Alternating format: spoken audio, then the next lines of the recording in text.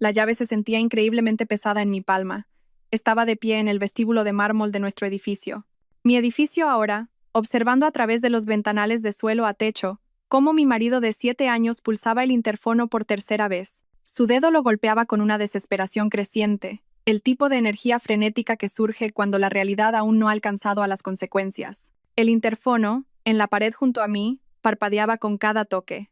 No me moví hacia él.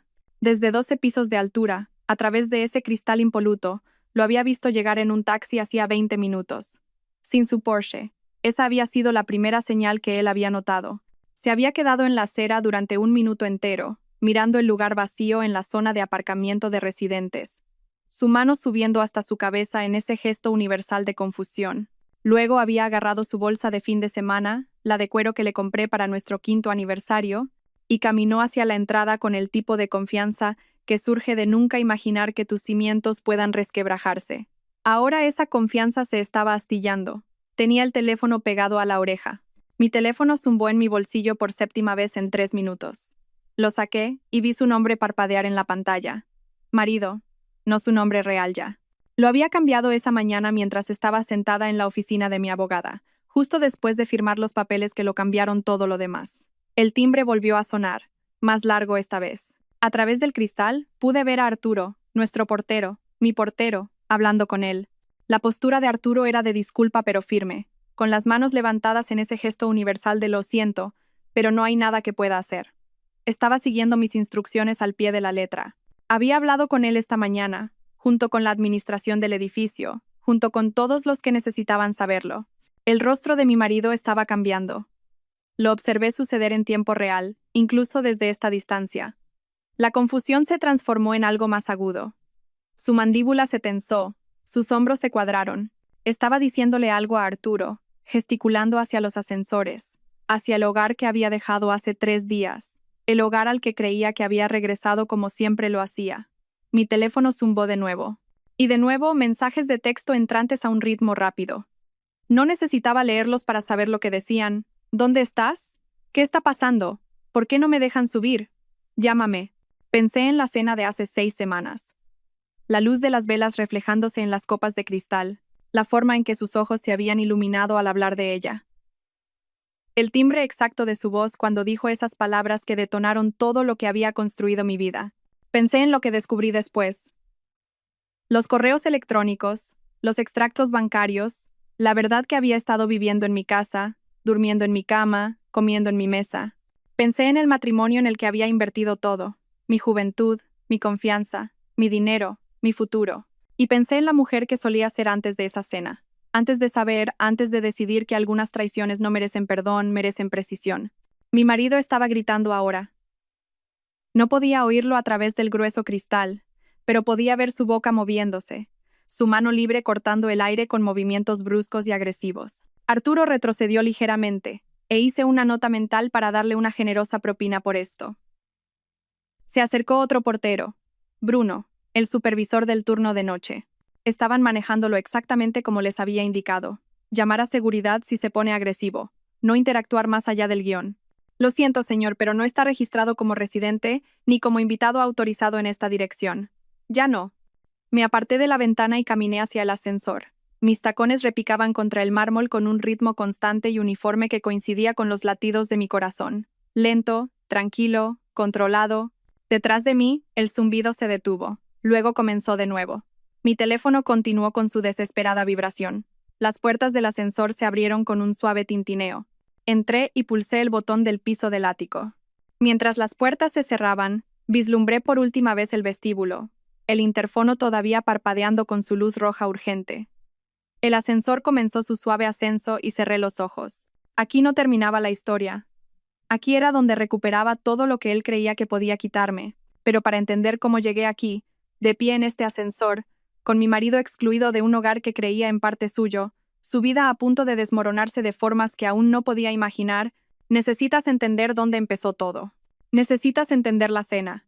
Y necesitas entender que la mujer que entró en ese restaurante hace 6 semanas murió en esa mesa. La mujer en este ascensor era otra persona completamente diferente, alguien que él nunca debería haber creado. Lo conocí un martes, Ese detalle importa porque siempre he sospechado de los grandes comienzos románticos, los encuentros de película que la gente elabora en retrospectiva, puliendo momentos mundanos hasta convertirlos en destino. El nuestro fue un martes por la tarde en un seminario de desarrollo profesional, ambos estirándonos para coger el mismo croissant rancio durante la pausa del café. Ordinario, olvidable, excepto que él me sonrió, esa sonrisa lenta y desplegada que hacía que todo su rostro se reorganizara en algo cálido, y dijo: «Creo que el universo nos está diciendo que tenemos el mismo gusto por la repostería mediocre». Me reí, de verdad, no la risita educada que le das a los extraños, sino una genuina carcajada que me tomó por sorpresa. A los 31 años, ya había pasado por suficientes citas decepcionantes y relaciones a medias para haber desarrollado una gruesa capa de cinismo en torno a cualquier cosa que se pareciera al romance. Pero algo en su humor autocrítico, la forma en que inmediatamente partió el croissant por la mitad y me ofreció la pieza más grande, me hizo pensar, quizás esto podría ser diferente. Hablamos durante el resto de la pausa. Luego nos saltamos la siguiente sesión y charlamos tomando café en la cafetería de al lado.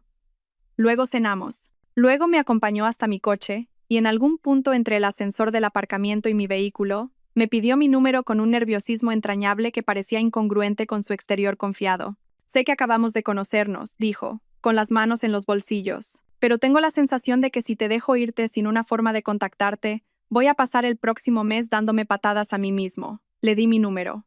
Eso fue hace 8 años. Te cuento esto porque necesitas entender que lo amé profundamente, por completo, con el tipo de vulnerabilidad total que solo llega cuando has decidido que alguien es seguro, cuando has mirado a una persona y has pensado: «Sí, te elijo a ti y confío en ti con las partes más frágiles de mí». Nuestro noviazgo fue una construcción constante. Él era consultor para una firma de marketing de tamaño medio, ambicioso y encantador. El tipo de hombre que recordaba pequeños detalles sobre tu día y te enviaba artículos que creía que te interesarían. Yo era abogada inmobiliaria, práctica y cautelosa, alguien que leía cada contrato 2 veces y nunca tomaba decisiones por impulso, excepto con él. Lo hice.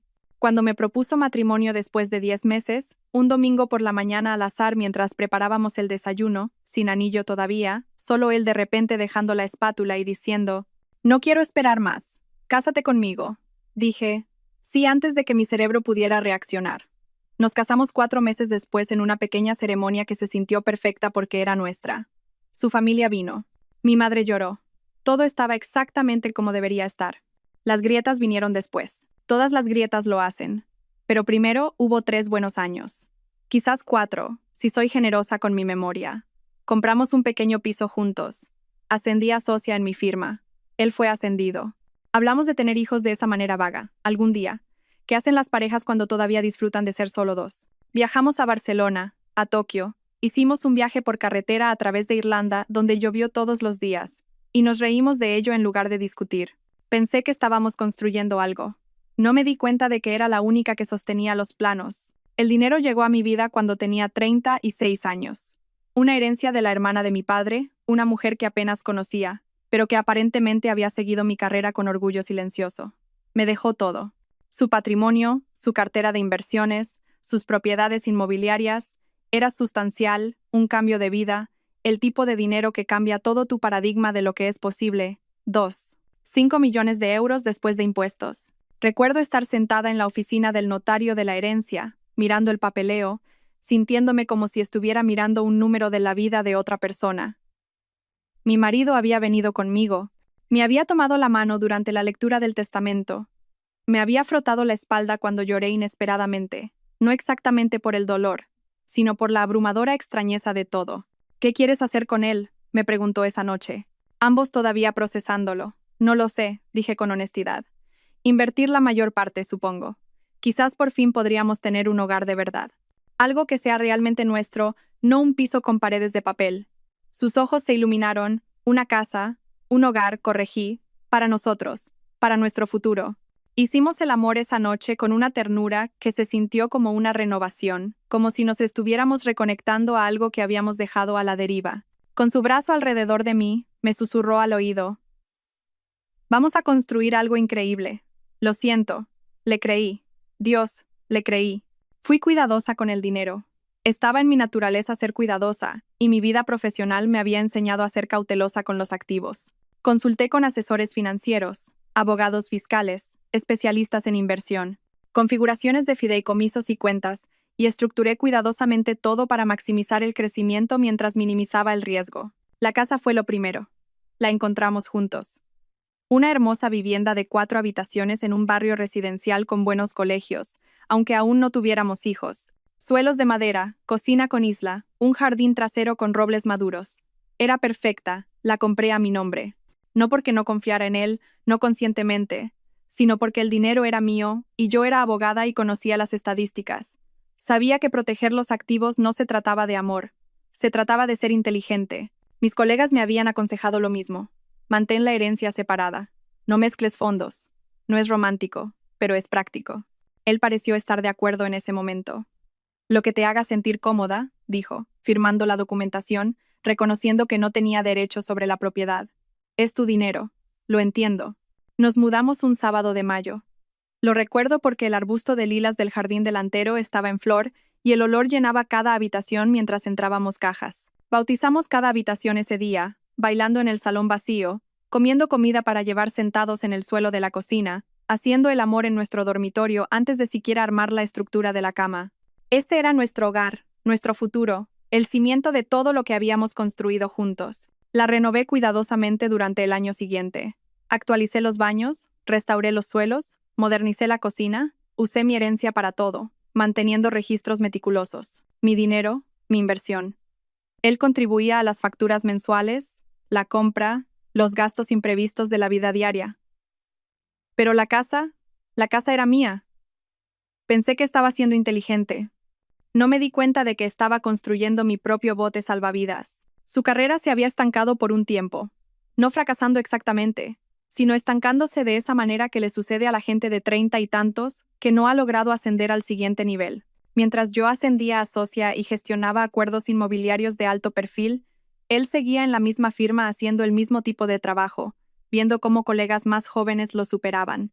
Se creó una tensión entre nosotros que nunca nombramos del todo. Empezó a hacer comentarios. Cosas pequeñas al principio. Debe ser bonito tener una red de seguridad, cuando mencioné mi cartera de inversiones. Algunos de nosotros tenemos que trabajar de verdad por todo lo que tenemos. Cuando compré un coche nuevo con mi bonificación. Pequeñas pullas que él soltaba con una sonrisa, como si fueran bromas, pero que caían con peso.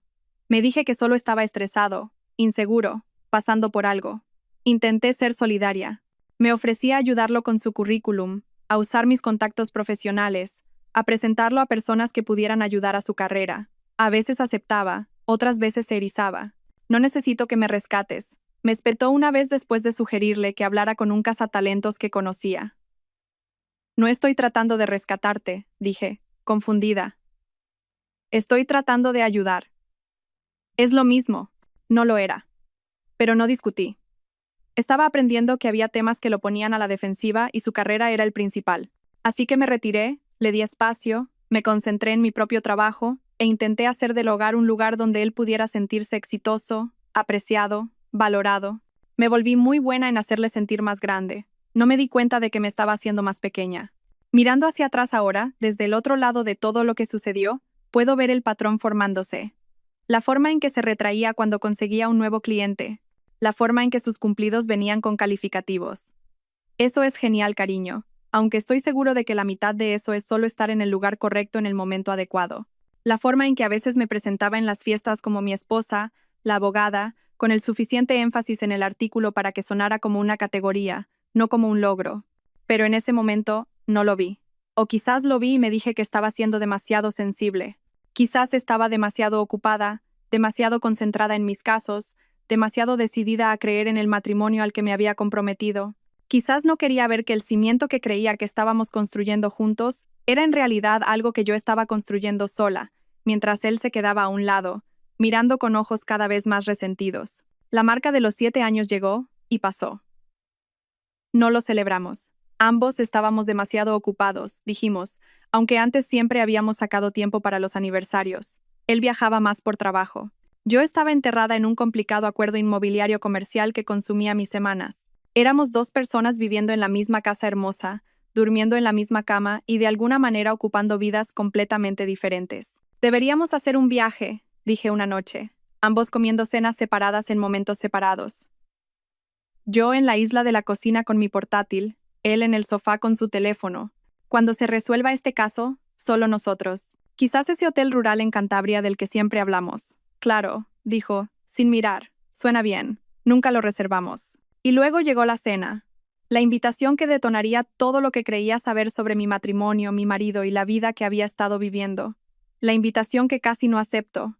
El restaurante era el tipo de lugar donde la iluminación estaba diseñada para hacer que todos se vieran hermosos y los precios no figuraban en el menú.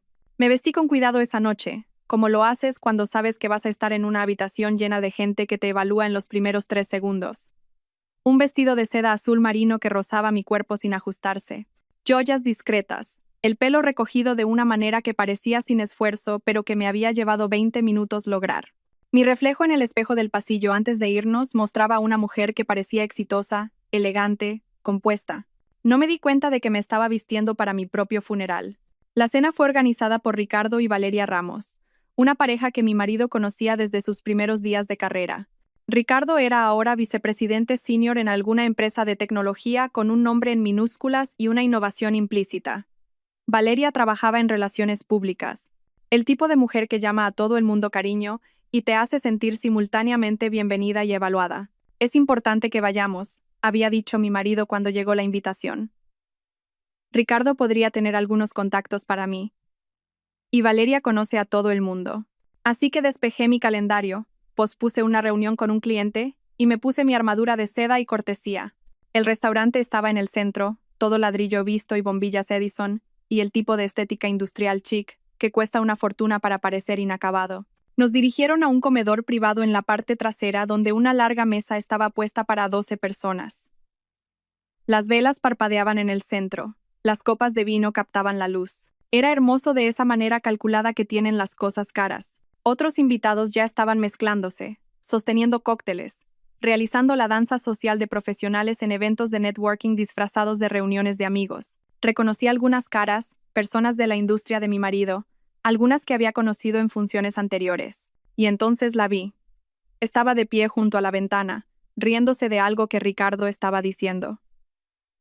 E incluso antes de que todo el cuerpo de mi marido se tensara a mi lado, lo supe. Lo sabes a veces con un instinto profundo que anula el pensamiento racional. Esta era Lía, la exnovia, la de antes de mí, la relación que había terminado, según los escasos detalles que había compartido al principio de nuestra relación, porque el momento no era el adecuado y querían cosas diferentes. Historia antigua, pensé. Todo el mundo tiene ex.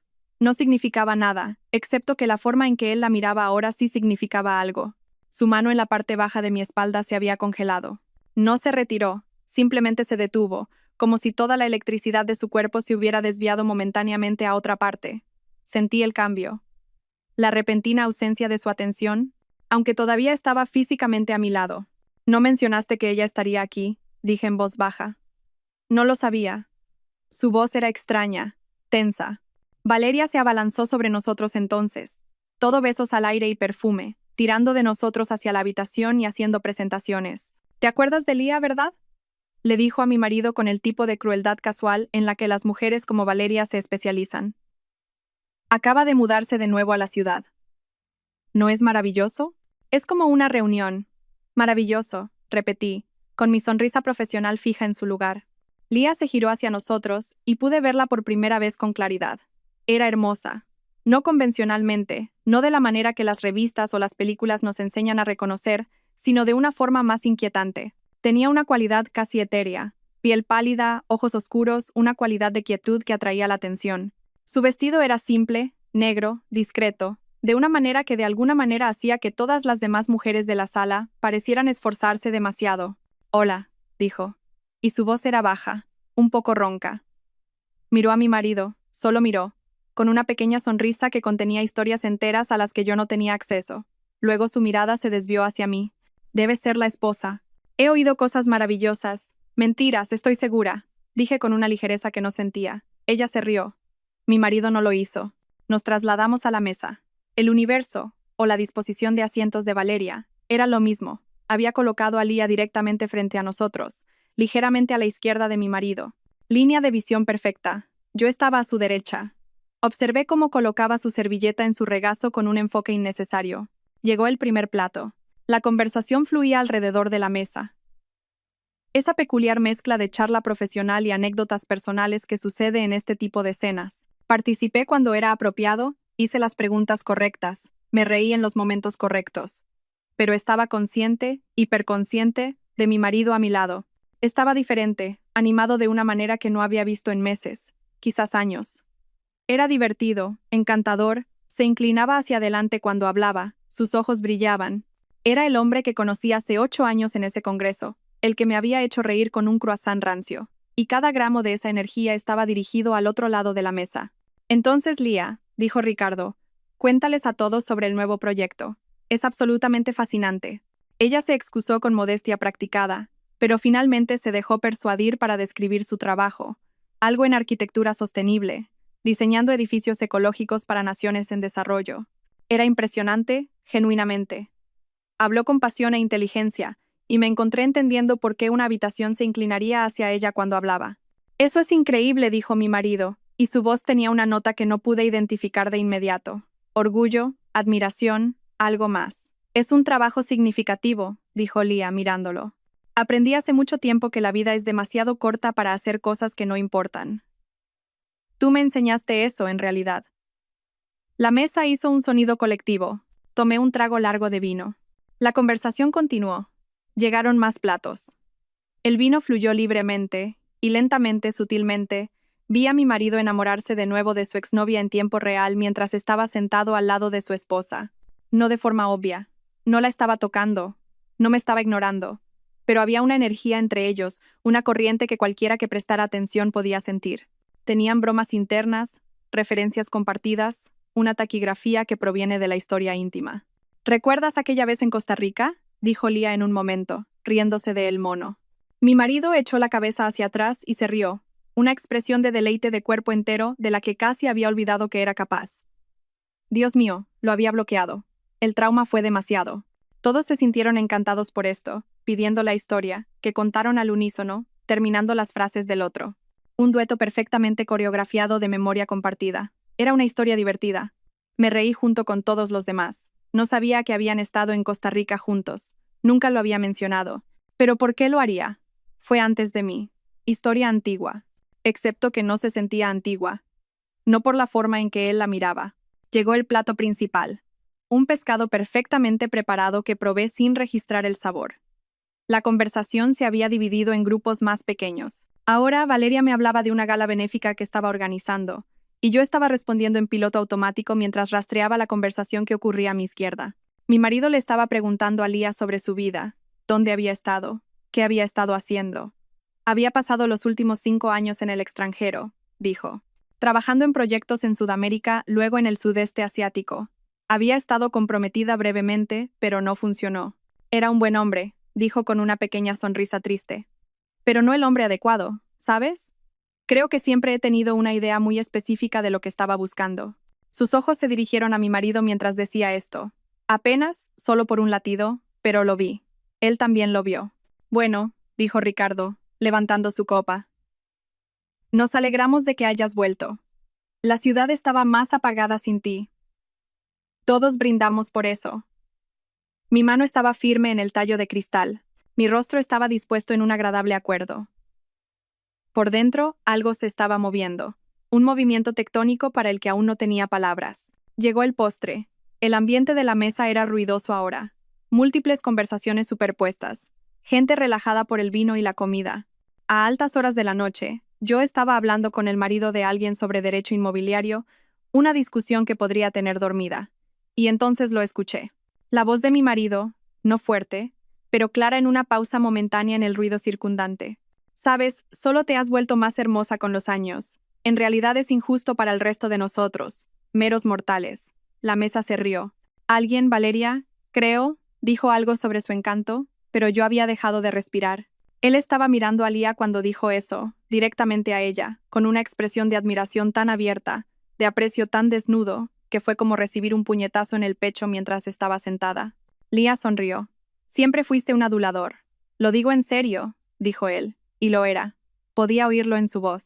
Algunas personas envejecen, Tú solo te refinas, como si te volvieras más tú misma. Cuidado, dijo Lía con los ojos brillantes.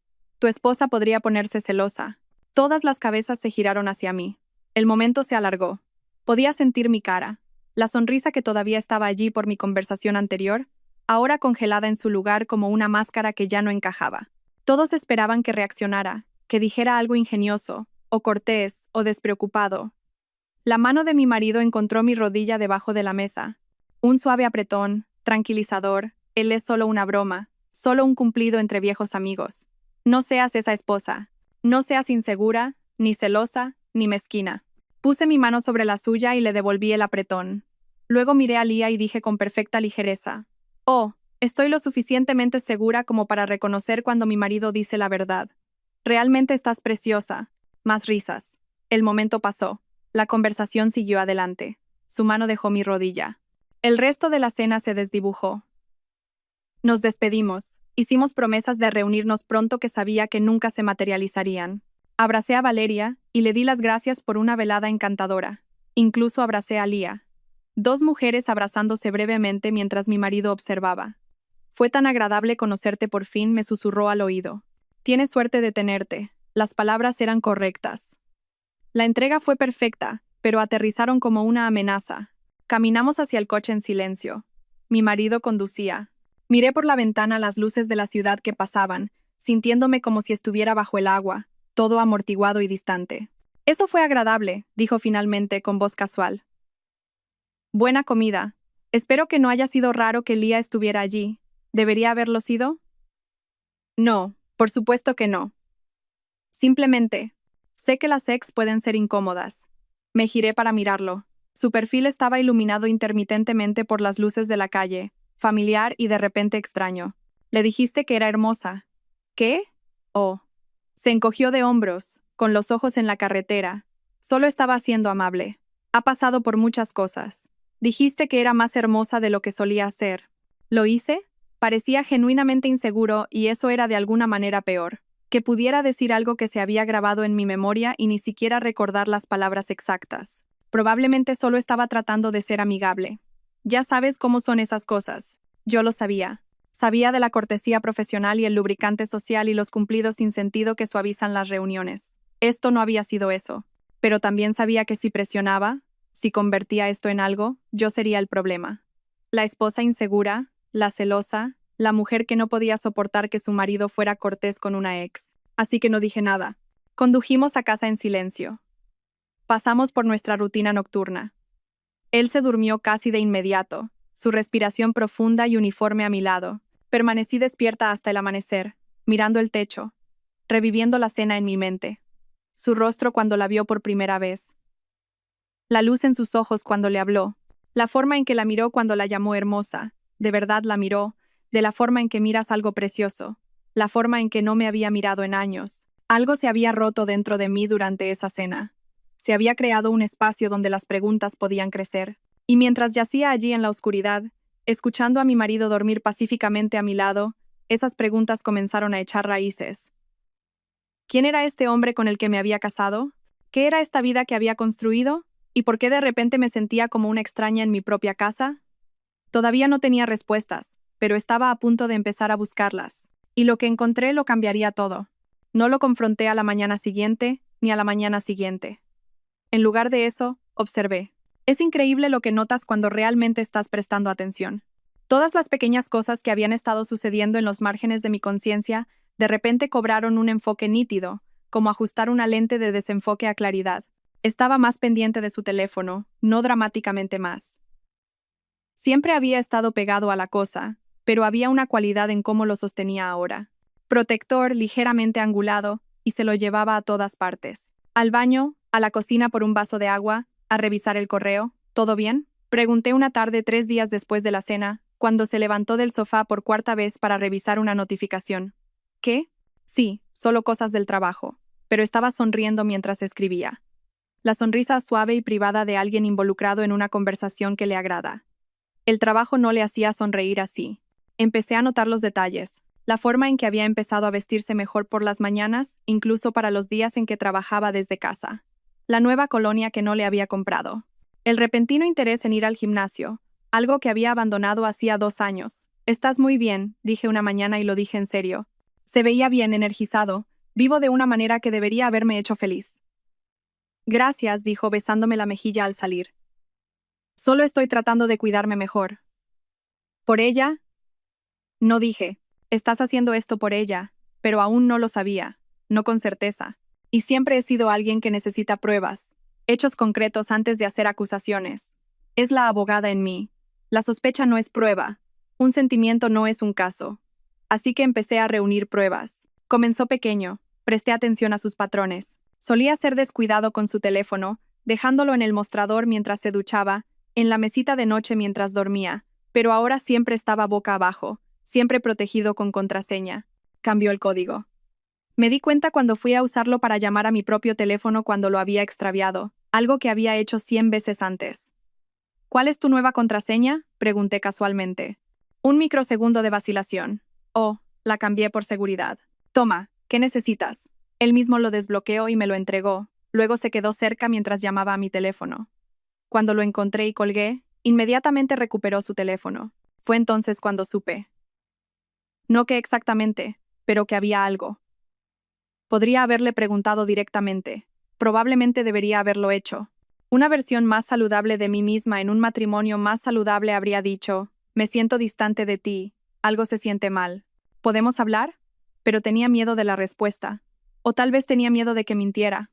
O peor aún, que me dijera la verdad y yo tuviera que lidiar con eso antes de estar lista. Así que, en cambio, hice lo que mejor sé hacer. Investigué. La factura del teléfono fue fácil. Estábamos en un plan compartido y yo tenía acceso a la cuenta. Revisé los registros del último mes y comencé a mirar el registro de llamadas. Estaban los números habituales, sus colegas de oficina, su madre, y luego un número que aparecía con creciente frecuencia, especialmente por las noches y a altas horas de la noche. Llamadas de 30 minutos, 45, 1 hora, mientras supuestamente estaba trabajando en su despacho. Yo estaba en la cama leyendo mientras vivíamos nuestras vidas separadas bajo el mismo techo. Podría haber llamado al número. Una parte de mí quería hacerlo, pero ya sabía qué voz respondería. En su lugar, revisé nuestros extractos de tarjeta de crédito. Otra cuenta compartida, una que usábamos para gastos del hogar y compras diarias. Tenía acceso en línea. Yo era la que solía pagar las facturas de todos modos. Había cargos que no reconocí. Flores enviadas hace 3 semanas. No había recibido flores. Un restaurante al que nunca había ido un martes en que había dicho que estaba trabajando hasta tarde. Otro restaurante, un bar de vinos, una cafetería en un barrio al otro lado de la ciudad. Cada cargo era lo suficientemente pequeño como para pasar desapercibido por sí mismo, pero juntos pintaban un cuadro que no quería ver. Me senté en mi escritorio en la oficina de nuestra casa, mi oficina en la casa que había comprado, y miré la hoja de cálculo que había creado. Llamadas, textos. No podía ver el contenido, pero podía ver el volumen, cargos, una línea de tiempo de traición expuesta en puntos de datos. Me temblaban las manos. Cerré el portátil y me senté en el silencio de la habitación. El sol de la tarde entraba por la ventana. Partículas de polvo flotando en la luz dorada. Todo parecía normal, incluso hermoso. Este hogar que había creado, esta vida que había construido. Era todo un escenario para una obra en la que no me había dado cuenta de que estaba actuando. A la mañana siguiente, llamé para decir que estaba enferma en el trabajo. Nunca llamaba para decir que estaba enferma. Mi asistente sonó genuinamente preocupada. ¿Estás bien? ¿Necesitas algo? Solo un virus estomacal. Estaré bien mañana. Mentí. Mi marido ya se había ido a su oficina. Esperé 30 minutos después de su partida. Luego fui a su despacho. Se sintió transgresor hurgar entre sus cosas. En 8 años de matrimonio, nunca había espiado, nunca había sentido la necesidad de hacerlo. Se suponía que la confianza era el cimiento de lo que teníamos. Pero los cimientos se agrietan. Su despacho estaba ordenado. Era particular con su espacio de trabajo. Escritorio organizado, archivos etiquetados, libros ordenados alfabéticamente. Empecé por los lugares obvios. Cajones del escritorio, archivador. Nada incriminatorio, solo documentos de trabajo. Declaraciones de impuestos antiguas, garantías de electrodomésticos. Luego revisé su maletín, el que se llevaba a la oficina todos los días, pero que había dejado en casa hoy por alguna razón. En el bolsillo interior, metido en una funda destinada a tarjetas de visita, encontré un recibo. Un hotel, de la semana pasada. La noche que había dicho que estaba en una cena tardía con un cliente, El cargo de la habitación era por una noche. Entrada a las 7 p.m. Salida a las 11 p.m., 4 horas.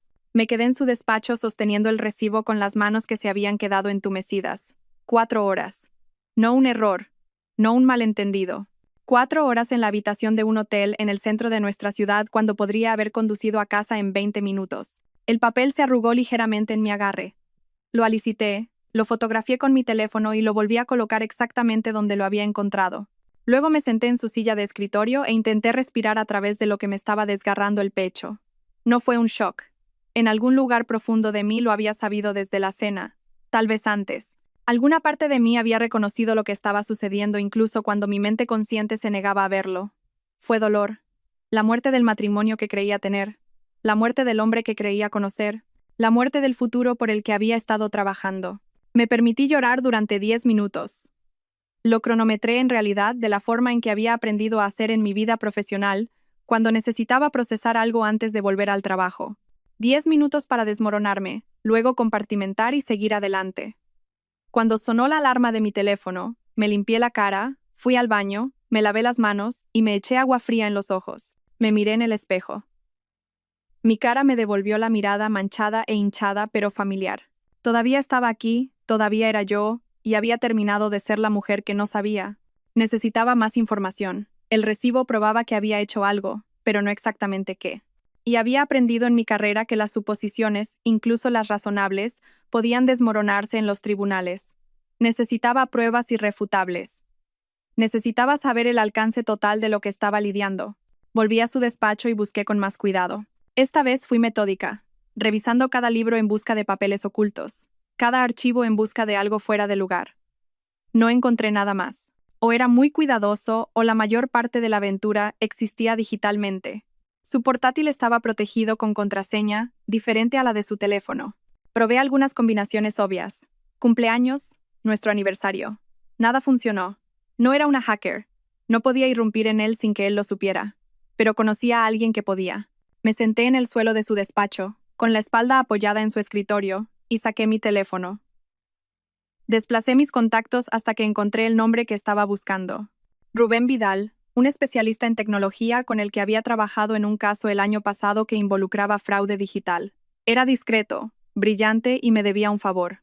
Lo llamé. Hola, respondió sonando sorprendido. ¿Cuánto tiempo? ¿Qué pasa? Necesito ayuda con algo, dije. Personal. Confidencial. Hubo una pausa. Luego su voz cambió. Se volvió profesional. ¿Qué tipo de ayuda? El tipo en el que necesito acceder a las comunicaciones digitales de alguien sin que lo sepa. Otra pausa. Más larga esta vez. ¿Estamos hablando de algo legal o matrimonial? Creo que mi marido me está siendo infiel. Necesito pruebas antes de hacer nada. Ah, eso es. Pude oírlo pensar. Sí, puedo ayudarte con eso. ¿Tienes acceso a alguno de sus dispositivos? Su portátil, pero no tengo la contraseña. No la necesitas. Puedo configurarte un programa. Tendrás que instalarlo cuando no esté en casa. Tardará unos 10 minutos. Después de eso reflejará todo. Correos electrónicos, textos, historial del navegador, todo a un servidor seguro al que puedes acceder de forma remota. Él nunca sabrá que está ahí. Mi estómago se revolvió. ¿Es eso legal en tu propia casa? ¿En un dispositivo de propiedad conjunta? Zona gris, pero probablemente defendible. No admisible en los tribunales, pero útil para saber con qué estás lidiando. Eso es todo lo que necesito saber. Te enviaré los detalles. Dame una hora. Rubén, gracias. No me des las gracias todavía, dijo en voz baja. Puede que no te guste lo que encuentres. Ya no me gusta. Al menos de esta manera sabré la verdad.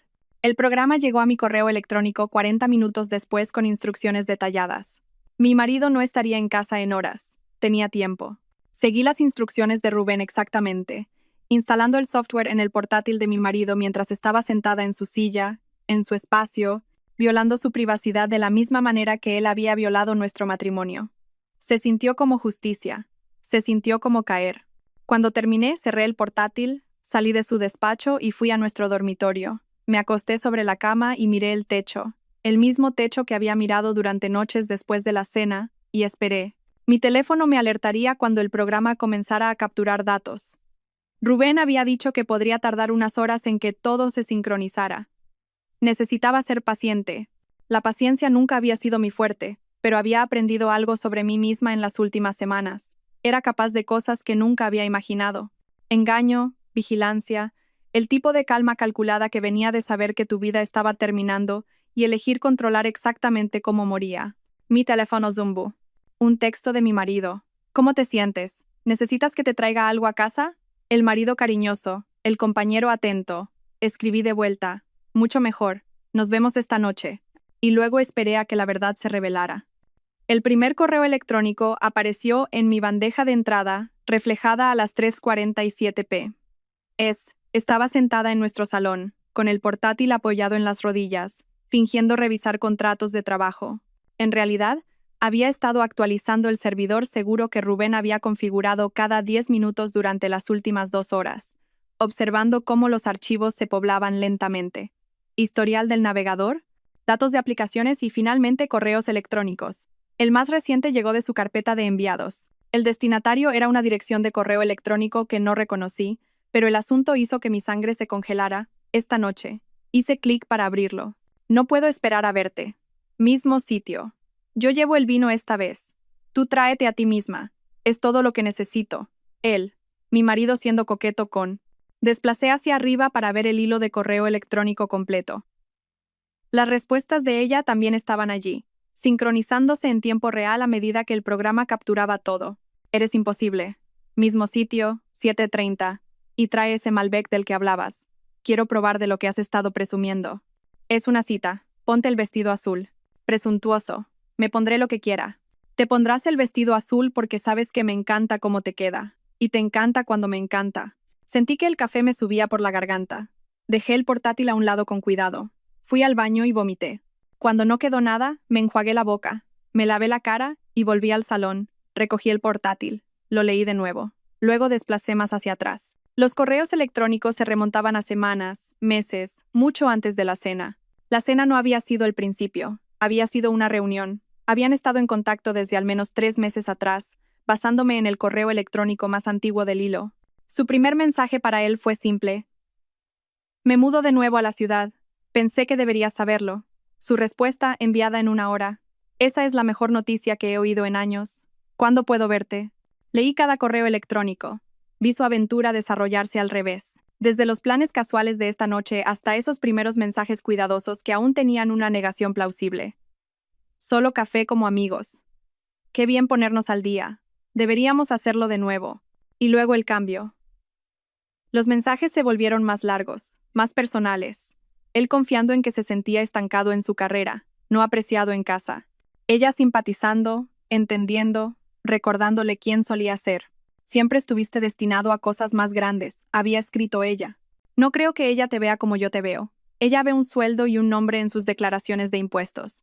Él había respondido, tú me ves. Tuve que dejar de leer, dejar el portátil, caminar hasta la cocina, servir un vaso de agua con manos temblorosas.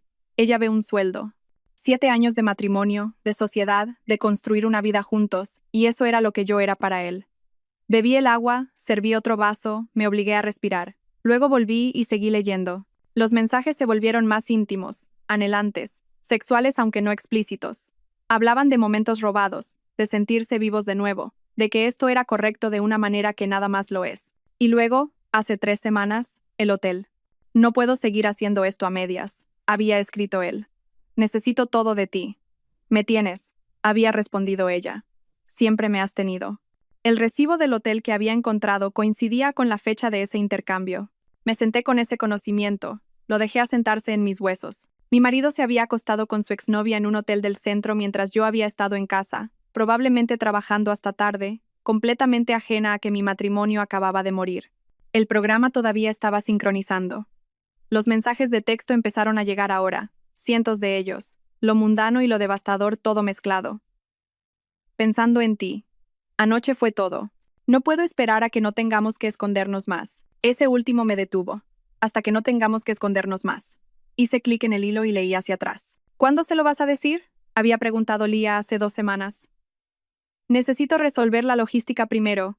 La casa es complicada. ¿La casa o tus sentimientos? La casa está a su nombre, de su herencia. Si nos divorciamos, me voy sin nada. Te vas contigo mismo. Con nosotros. ¿No vale eso más que la propiedad? Claro. Solo necesito ser inteligente al respecto. Déjame manejarlo a mi manera. Ahí estaba, en sus propias palabras, la verdad de lo que yo era para él. No una esposa, no una socia, sino un obstáculo entre él y lo que quería. Una complicación financiera que debía sortearse con cuidado. Pensé en el papeleo que había firmado cuando compré la casa. El reconocimiento de que era mi propiedad separada. En ese momento, pensé que me estaba protegiendo. No tenía idea de cuán acertada estaba. Se colgaron más textos. Los vi poblar la pantalla con una fascinación desprendida, como si estuviera leyendo sobre la vida de otra persona. Habían estado planeando no solo una aventura, sino un futuro. Lia había estado mirando pisos, enviándole listados. Para cuando estés libre, había escrito ella. Piensa en ello como nuestro primer lugar. Él había respondido con emojis de corazón y promesas. Hablaron de viajar juntos, de la vida que tendrían, de lo mucho mejor que encajaban el uno con el otro que cualquiera de ellos con sus situaciones actuales. Ella nunca me entendió de verdad, había escrito él. Creo que solo he estado pasando por las motions durante los últimos años. Pues deja de hacerlo. La vida es demasiado corta para estar con la persona equivocada. Pronto, había prometido. Solo necesito arreglar las cosas bien. Me pregunté qué significaba arreglar las cosas bien. ¿Estaba planeando pedir pensión compensatoria? ¿Alegar que había contribuido al hogar y merecía una compensación? Saqué mi teléfono y envié un mensaje de texto a mi abogada, no la de mi firma. Esto tenía que ser personal y completamente confidencial. Elisa Romero, una especialista en divorcios a la que había derivado clientes a lo largo de los años. La mejor de la ciudad. Necesito programar una consulta lo antes posible. Asunto personal. ¿Qué tan pronto puedes verme? La respuesta llegó en 3 minutos. Mañana 9 a.m. Mi oficina. ¿Estás bien? Lo estaré. Volví al portátil. El programa había terminado su sincronización inicial. Ahora tenía acceso a todo. Cada correo electrónico, cada texto, cada foto, cada búsqueda en el navegador. Empecé a revisar el historial del navegador. Encontré las búsquedas que había hecho. Abogado de divorcio. ¿Cómo reclamar participación en la propiedad del cónyuge? Derechos de pensión alimenticia cuando la esposa gana más. Estaba investigando, planeando, preparándose para dejarme mientras descubría cómo llevarse tanto como pudiera al salir. Y mientras tanto, él había estado volviendo a casa, besándome la mejilla, preguntando por mi día, durmiendo en nuestra cama. Revisé la carpeta de fotos. Ahí estaba ella, Lia. Docenas de fotos de ellos juntos. Citas para tomar café, cenas en restaurantes, ella en su coche riendo, él besándole la mejilla, un selfie de ellos en la cama, afortunadamente vestidos, pero la intimidad era inconfundible. Fotos de los últimos 3 meses, una línea de tiempo visual de todo lo que había estado demasiado ocupada para notar. En una foto, ella llevaba un collar que no reconocí. Delicado, de aspecto caro. Crucé la fecha con nuestros extractos de tarjeta de crédito. Ahí estaba. Una compra en una joyería. 800 euros. Hace 2 semanas. Pensé que era para mí, para nuestro próximo aniversario. Tal vez un regalo de cumpleaños anticipado. Nunca fue para mí. Creé una carpeta en mi disco seguro y comencé a organizar todo. Capturas de pantalla de correos electrónicos, hilos de texto, fotos, extractos de tarjetas de crédito, registros telefónicos. Construí un caso contra mi marido con la misma atención meticulosa que le daría a cualquier asunto legal. Evidencia de la aventura documentada. Evidencia de planificación financiera para beneficiarse del divorcio documentada. Línea de tiempo de engaño documentada. Para cuando terminé, eran las 5:30 p.m. Mi marido estaría en casa en 1 hora. En realidad, probablemente más tarde, ya que, según sus textos, planeaba reunirse con Lia a las 7:30, lo que significaba que necesitaría una excusa. No tuve que esperar mucho. A las 6:15, mi teléfono zumbó con un texto de él. Me surgió algo de última hora en el trabajo. No me esperes para cenar. Te quiero. Te quiero. 2 palabras que solían significar todo. Ahora eran solo sonidos. Ruido sin sentido que cubría la verdad. Respondí, no hay problema. Probablemente me iré a la cama temprano de todos modos. Todavía no me siento genial. Que te mejores, cariño. Me pregunté si sentía alguna culpa o si mentirme se había vuelto tan rutinario que era solo otra tarea para marcar, enviar mensaje a la esposa, rastrear pistas, ir a ver a la novia. Tenía 3 horas antes de que llegara a casa, tal vez 4, dependiendo de cuánto tiempo se quedara con ella. Usé el tiempo para pensar, no sobre si dejarlo. Esa decisión se había tomado en el momento en que vi esos correos electrónicos. No puedes saber algo como esto. No puedes sentir la traición. El matrimonio había terminado, incluso si él no lo sabía todavía. Estaba pensando en cómo podría confrontarlo esta noche cuando llegara a casa. Arrojarle la evidencia a la cara. Gritar, llorar, exigir respuestas a preguntas que ya no importaban. O podría ser inteligente. Era abogada inmobiliaria. Conocía la ley de propiedad al dedillo. Sabía lo que era mío y lo que no, lo que podía protegerse y lo que era vulnerable. Y sabía que en un divorcio, la persona que planea gana. Él había estado planeando, investigando sus derechos, resolviendo su estrategia, todo mientras me mantenía en la oscuridad. Pero había cometido un error crítico. Me había subestimado. La casa era mía. Comprada con mi herencia, titulada a mi nombre solamente con un rastro de papel claro que mostraba propiedad separada bienes privativos. Había firmado documentación reconociendo esto. No importaba cuán bueno fuera su abogado, no iba a conseguir esta casa. Nuestros coches estaban a nuestros nombres individuales. El mío estaba pagado, al suyo le quedaban 2 años de pagos. Pagos que salían de nuestra cuenta conjunta, que yo podía cerrar. Nuestras cuentas bancarias eran conjuntas, excepto por mi cartera de inversiones, que era completamente separada. Podría retirar mi parte de las cuentas conjuntas, dejarle la suya, tomar la mía y cerrar la puerta a ese enredo financiero. Pensé en el momento. Si me movía demasiado rápido sin el asesoramiento legal adecuado, podría cometer errores, pero si esperaba demasiado, él podría hacer su movimiento primero. Mañana por la mañana, me reuniría con Elisa, pondría la estrategia legal en marcha, luego la ejecutaría. Pero esta noche, necesitaba verlo con mis propios ojos. Sabía dónde se iban a encontrar. El texto había mencionado mismo sitio, un bar de vinos en el Distrito de las Artes, uno en el que nunca había estado. Probablemente su lugar, lleno de recuerdos de los que yo no era parte. Podría ir a verlos juntos. Algunas personas dirían que eso era autodestructivo, que ya tenía todas las pruebas que necesitaba, pero necesitaba verlo. Ser testigo de la muerte de mi matrimonio en tiempo real. Grabarlo en mi memoria para que cuando inevitablemente intentara hacerme luz de gas, minimizarlo, hacerme sentir loca por estar herida, yo tendría esto. Tendría la imagen de él con ella, viviendo la verdad que había estado ocultando. Me vestí, no la versión de mí misma que él conocía, no la abogada profesional o la esposa arreglada. Me puse vaqueros, un suéter negro simple, maquillaje mínimo, me recogí el pelo, me puse gafas en lugar de lentillas. Parecía una persona diferente, me sentía una persona diferente. A las 7:15, me subí a mi coche y conduje al centro. El bar de vinos se llamaba El Secreto. Por supuesto. Estaba escondido en un almacén reformado en el Distrito de las Artes, el tipo de lugar con conductos expuestos y bombillas Edison, y una selección curada de vinos naturales que costaban 30 euros la copa. A través de los grandes ventanales delanteros, pude ver el cálido resplandor de la iluminación interior. La gente se agrupaba en pequeñas mesas, riendo y hablando de esa manera animada que tiene la gente al atardecer cuando todavía está fresca, todavía esperanzada sobre cómo se desarrollará la noche. Aparqué al otro lado de la calle 2 manzanas más abajo, lo suficientemente lejos como para ser invisible, lo suficientemente cerca como para ver. Mis manos estaban firmes en el volante. Eso me sorprendió. Esperaba temblores, lágrimas, alguna manifestación física del terremoto emocional que ocurría dentro de mí. Pero me sentía tranquila, fría, casi como si hubiera salido de mi cuerpo y estuviera viendo que esto le sucedía a otra persona. Tal vez eso era shock. O tal vez esta era quien me convertí cuando sucedió lo peor. No la mujer que se desmoronó, sino la mujer que observó, documentó, se preparó. A las 7:28 su coche se detuvo. El Porsche Cayenne que había insistido en alquilar hace 3 años, el que yo había pensado en privado que era un cliché, pero que había apoyado de todos modos porque lo hacía feliz. Dio la vuelta a la manzana una vez buscando aparcamiento. Finalmente encontró un sitio 2 coches delante del mío. Me encogí en mi asiento innecesario. No me estaba buscando. No estaba pensando en mí en absoluto. Probablemente su mente estaba en ella, en la noche que se avecinaba, en la vida que estaba construyendo en secreto, mientras nuestro matrimonio moría tranquilamente por negligencia y traición. Salió del coche y lo vi revisar su reflejo en la ventana.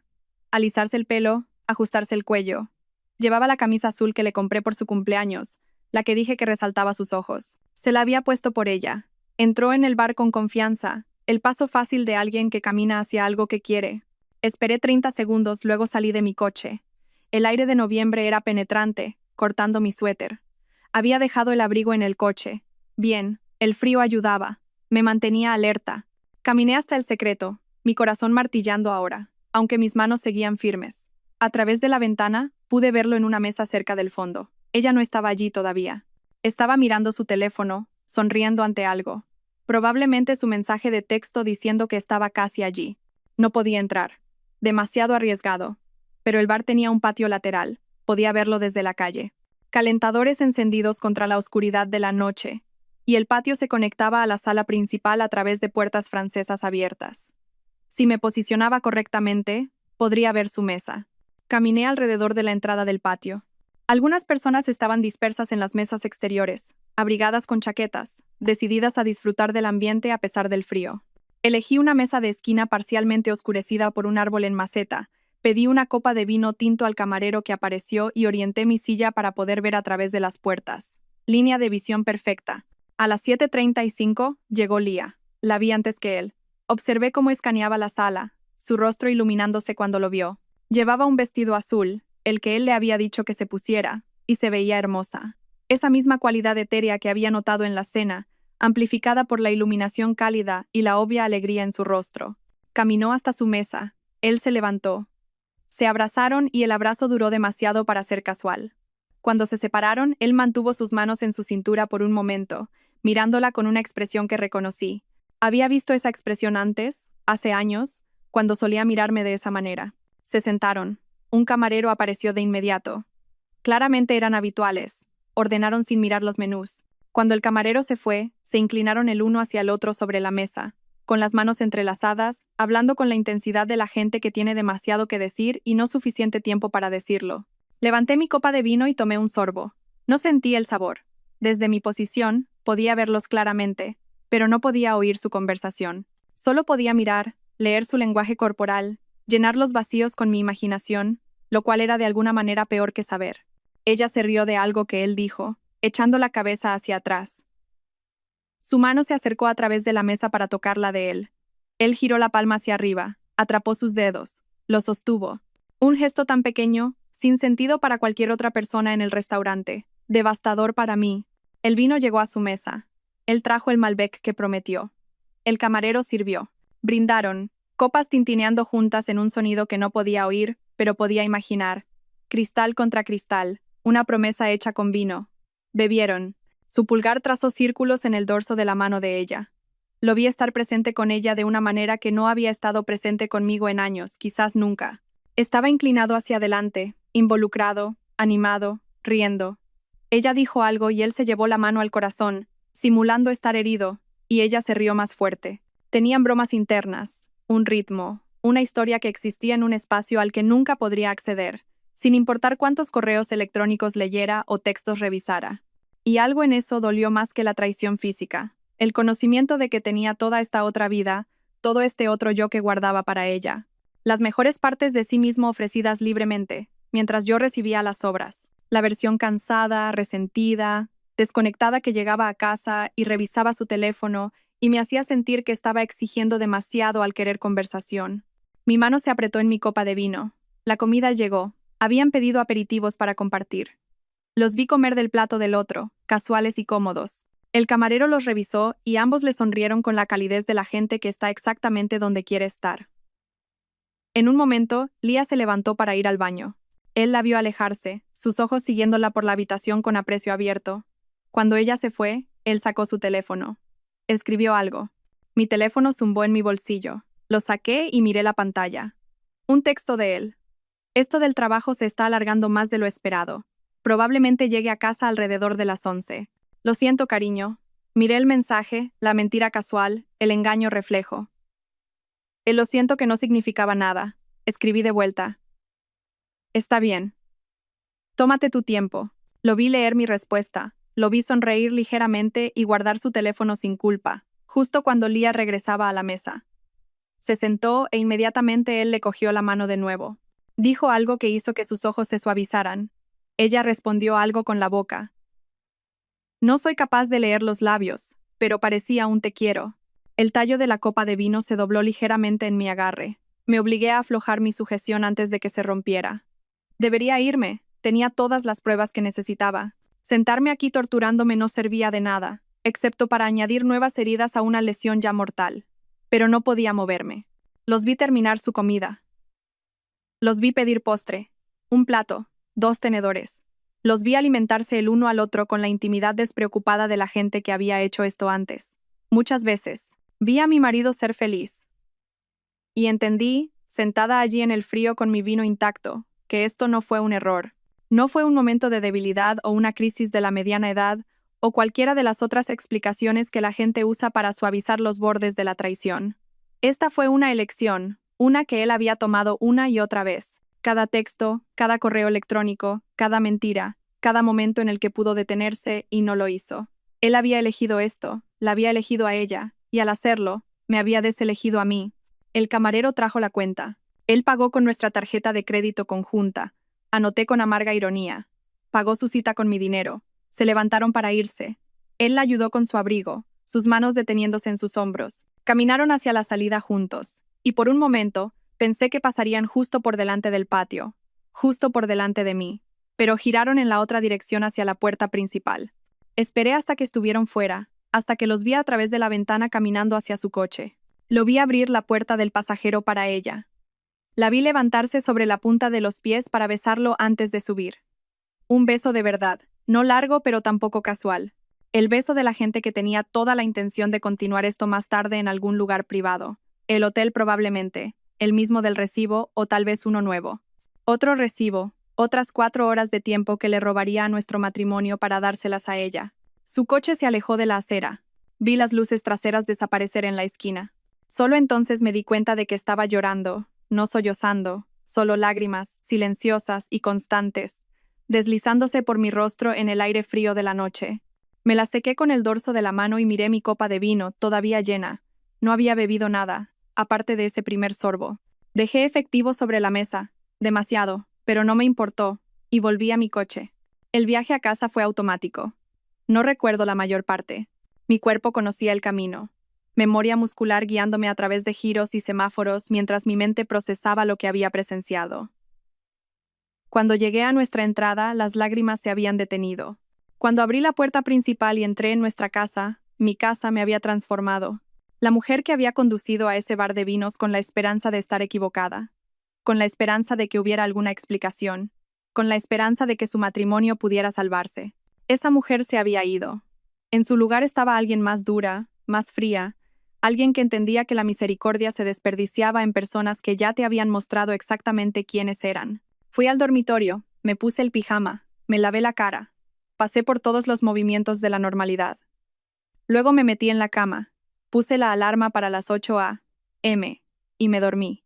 Dormí profundamente, sin soñar, por primera vez en semanas. Cuando me desperté con la alarma, mi marido aún no estaba en casa. Elisa Romero tenía el tipo de oficina que estaba diseñada para ser tanto reconfortante como intimidante. Sillas de cuero suave, escritorio de caoba, estantes llenos de volúmenes legales y, más reveladoramente, premios de derecho de familia. En la pared detrás de su escritorio colgaban sus credenciales. Licenciada en Derecho por la Complutense, pasante en un bufete federal, 30 años de experiencia. No hacía consultas. Hacía planificación táctica. «Cuéntamelo todo», dijo cuando me senté. Lo hice. Le mostré los correos electrónicos, los textos, las fotos, los extractos de tarjetas de crédito, el recibo del hotel. Le mostré la documentación de la casa, la escritura a mi nombre, el rastro de papel de mi herencia, el reconocimiento que mi marido había firmado. Ella revisó todo con la atención concentrada de alguien que lee un plan de batalla, que supuse que era lo que estaba haciendo. Cuando terminó, me miró. «¿Cómo estás?» La pregunta me sorprendió. No qué quieres hacer, o aquí están tus opciones, sino ¿cómo estás? Estoy enfadada, dije honestamente. Bien, el enfado es útil. El enfado hace que las cosas se hagan. Se recostó en su silla. Esto es lo que necesitas entender. Estás en una posición muy fuerte. La casa es claramente tu propiedad separada. Tu herencia está protegida. Basándonos en estas búsquedas que ha estado haciendo, está planeando reclamar algún tipo de participación financiera, pero no tiene base legal para hacerlo. ¿Qué pasa con la pensión compensatoria? Posible, pero poco probable. Llevan casados 7 años, justo por debajo del umbral en el que el apoyo a largo plazo se vuelve más común. Ganas más que él. Él está empleado. Cualquier pensión compensatoria sería mínima y temporal. Hizo una pausa. A menos que renuncie a su trabajo antes de que presentes la demanda. No había pensado en eso. ¿Haría eso? La gente hace cosas desesperadas en los divorcios. Si está desempleado en el momento de la presentación, podría argumentar mejor su necesidad de apoyo. Ella golpeó su bolígrafo contra el escritorio. Por eso tenemos que movernos rápido y estratégicamente. Dime cómo. Durante la siguiente hora, Elisa expuso un plan. Primero, yo aseguraría todos mis activos separados. Transferiría dinero de nuestras cuentas conjuntas, solo mi parte limpia y documentable. Cambiaría las contraseñas de mis cuentas individuales. Eliminaría mi nombre de cualquier tarjeta de crédito conjunta mientras pagaba mi parte del saldo. Segundo, yo aseguraría la casa, cambiaría las cerraduras, lo cual tenía todo el derecho legal de hacer como única propietaria. Tendría sus pertenencias empacadas y listas para ser trasladadas. Tercero, presentaría la demanda de divorcio antes que él pudiera. Adelantarme a la narrativa. Controlar el proceso. Necesitas entender algo, dijo Elisa, con tono serio. Una vez que comiences este proceso, no hay vuelta atrás y se va a poner feo. Él se sentirá cegado. Puede que se enfade, intente negociar, haga promesas. Necesitas estar absolutamente segura de que esto es lo que quieres. Pensé en el bar de vinos, en su mano sobre la de ella, en las mentiras. Estoy segura. Entonces empecemos. Al mediodía, había contratado los servicios de Elisa, firmado el papeleo y recibido una lista de verificación detallada de las acciones a tomar. Me senté en mi coche en su aparcamiento y llamé a mi banco. Necesito hacer algunos cambios en mis cuentas, le dije al representante. En una hora, había transferido mi dinero de nuestras cuentas corrientes y de ahorro conjuntas. Dejé sus contribuciones, lo había calculado exactamente, revisando los extractos del año pasado. Tomé solo lo que era mío, defendible.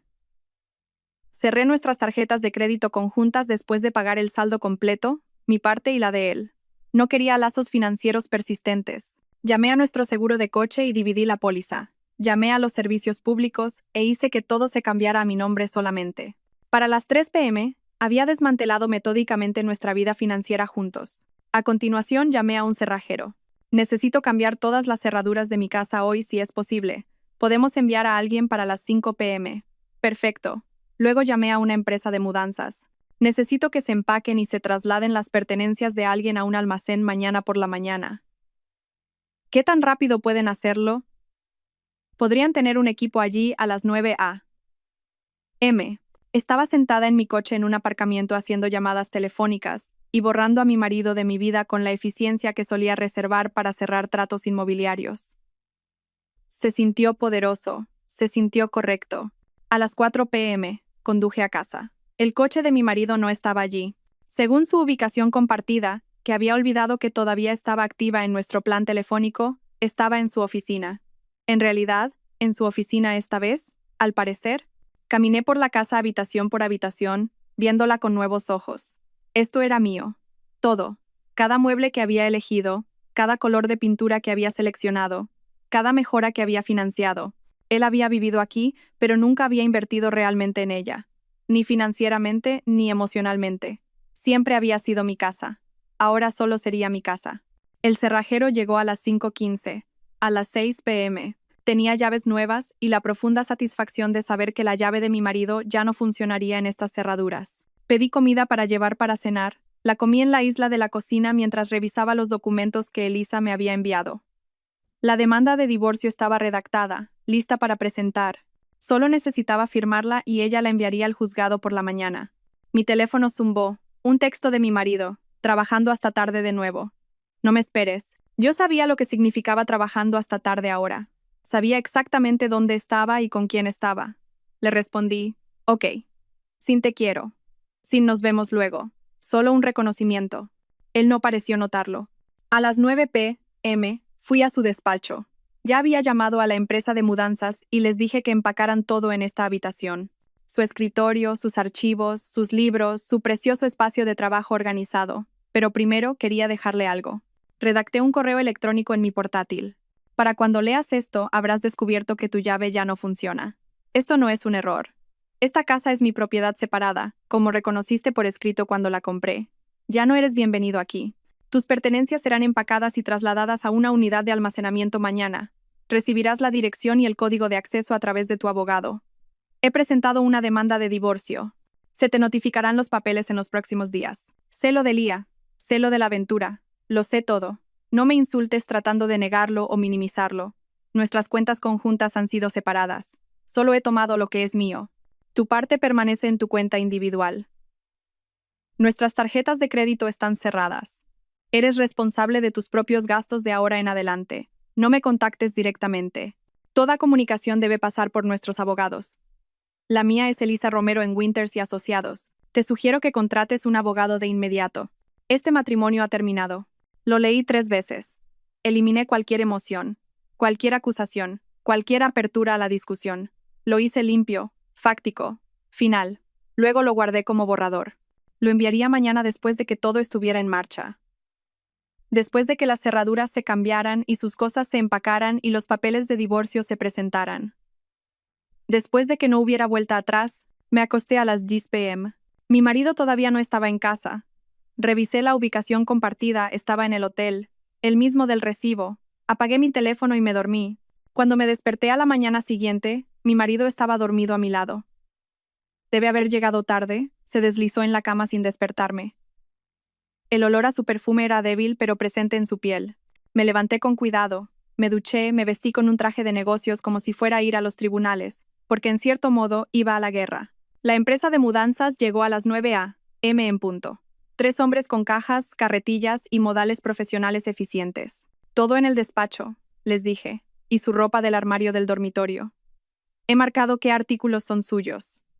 Lo había hecho esta mañana temprano, mientras él todavía dormía. Puse notas adhesivas en sus trajes, sus zapatos, su cómoda. Se lo puse fácil. Mi marido apareció en el pasillo, con los ojos borrosos, confundido. ¿Qué está pasando? ¿Te estás mudando? Dije con calma. Me miró fijamente. ¿Qué? ¿Me estoy mudando? Estos hombres están empacando tus pertenencias. Hay una unidad de almacenamiento alquilada a tu nombre. Tendrás el código de acceso esta tarde. ¿Es una broma? Miró a los operarios de mudanzas, que profesionalmente ignoraban nuestra conversación y continuaban su trabajo. Oye, para. ¿Ha habido algún tipo de error? No hay error, dije.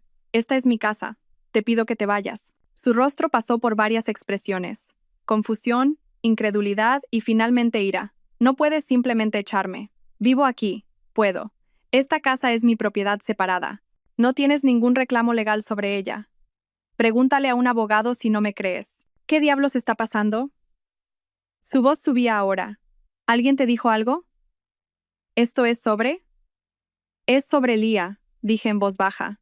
Es sobre la aventura que has estado teniendo durante los últimos 3 meses. Se te notificarán los papeles en los próximos días. Nuestras finanzas ya están separadas. Tus pertenencias están siendo empacadas mientras hablamos. Y tu llave ya no funcionará en estas cerraduras. ¿Cambiaste las cerraduras? La incredulidad y la ira competían por el dominio en su tono. No puedes hacer esto.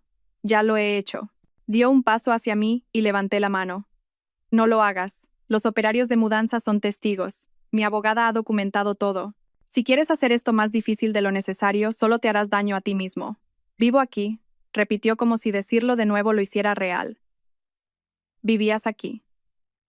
Tiempo pasado. Ahora tienes que averiguar dónde vas a quedarte. Sugeriría no llamar a Lía ya que su piso es probablemente demasiado pequeño para los dos. Pero ese es tu problema ahora. Algo en mi tono debe haber penetrado finalmente. Me miró como si me estuviera viendo por primera vez. Ni siquiera sé quién eres en este momento, dijo. Es gracioso, respondí. Estaba pensando lo mismo de ti. Los operarios de mudanzas estaban trabajando de manera eficiente, llevando cajas a su camión. Mi marido se quedó en el pasillo viendo cómo empacaban su vida, todavía tratando de procesar lo que estaba sucediendo. ¿A dónde se supone que voy a ir?, preguntó. Y por primera vez, sonó pequeño. Eso ya no es mi problema. Saqué el correo electrónico impreso de mi bolsillo. Decidí dárselo en persona en lugar de enviarlo digitalmente. Esto lo explica todo. Léelo cuando te hayas calmado y busca un abogado. Lo vas a necesitar. Le entregué el papel y me alejé. De vuelta a mi dormitorio, mi habitación ahora, y cerré la puerta. A través de la madera, podía oírlo hacer llamadas telefónicas. Primero a Lía, su voz baja y urgente. Luego a un abogado, supuse, su tono cambiando a desesperado y suplicante. Nada de eso importaba. Al mediodía, los operarios de mudanzas habían terminado. Su despacho estaba vacío. Su ropa se había ido.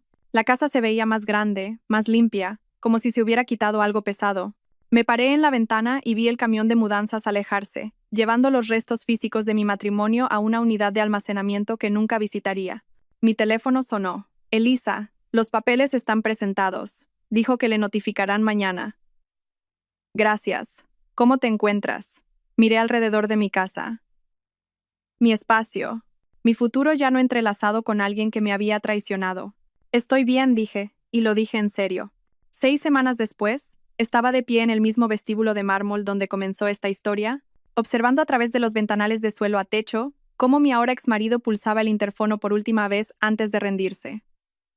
El divorcio se había formalizado esa mañana. Rápido, limpio, exactamente como Elisa había predicho. Él intentó luchar, por supuesto. Contrató a un abogado que hizo ruido sobre sus contribuciones al hogar, sobre la angustia emocional, sobre la injusticia de quedarse sin nada. Pero la ley era clara. La casa era mía. La herencia era mía.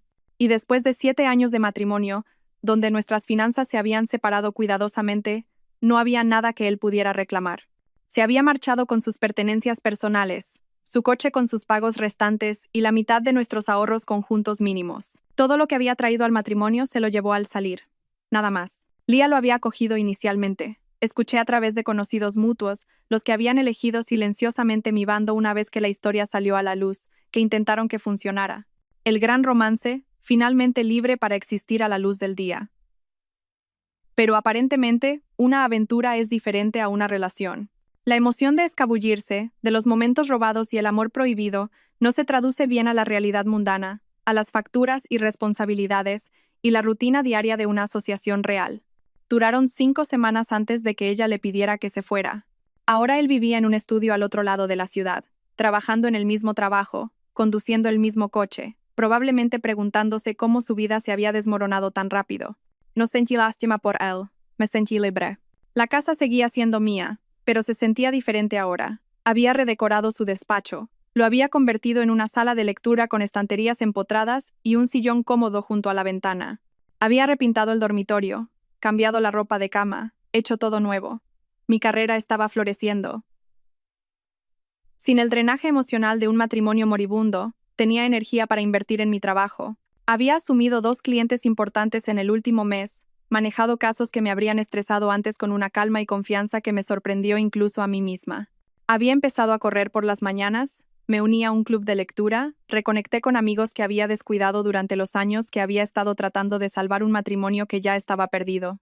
Estaba construyendo una vida, no la que había planeado, no el futuro que había imaginado cuando dije sí a una propuesta durante el desayuno hace 8 años, sino la mía, entera, completamente mía. A veces, a altas horas de la noche, pensaba en la mujer que solía ser. La que había entrado en esa cena de lujo y se sentó frente a la exnovia de su marido, y sonrió a pesar del dolor de ser comparada y de sentirse inferior. Esa mujer había creído que el amor significaba aferrarse, que el compromiso significaba resistir, que una buena esposa se hacía más pequeña para que su marido pudiera sentirse más grande. Esa mujer se había ido. En su lugar estaba alguien que entendía que lo opuesto al amor no es el odio, es la indiferencia. Y que lo más poderoso que puedes hacer cuando alguien te traiciona no es buscar una venganza dramática o hacerles sufrir. Es eliminarlos de tu vida con la misma precisión cuidadosa que usarías para extirpar un tumor. Por completo. Finalmente. Permanentemente. Vi la figura de mi exmarido retirarse por la acera, los hombros caídos, solo. Luego me aparté de la ventana, caminé hacia el ascensor y subí a mi casa. Las puertas se cerraron detrás de mí y sonreí. No porque hubiera ganado, aunque lo había hecho, sino porque había aprendido que la mejor venganza no es dejar a alguien sin hogar o arruinado o sufriendo. Es construir una vida tan completa, tan plena, tan enteramente tuya, que su ausencia se vuelve irrelevante. Él pensó que podía usarme como una red de seguridad mientras planeaba su futuro con otra persona. En cambio, me enseñó que nunca lo había necesitado en absoluto. Y esa lección, por dolorosa que fuera de aprender, me había liberado. El ascensor llegó a mi piso. Salí al pasillo, saqué mi nueva llave, la que solo yo tenía una copia, y abrí mi puerta. Adentro, todo estaba exactamente como lo había dejado. Tranquilo, mío. Me quité los zapatos, me serví una copa de vino y caminé hacia la ventana que daba a la ciudad. En algún lugar, él estaba resolviendo su próximo movimiento, preguntándose qué salió mal. Tal vez incluso contándose una historia donde él era la víctima. Que lo haga. Yo tenía mejores cosas que hacer que preguntarme por un hombre que ya me había quitado demasiado tiempo.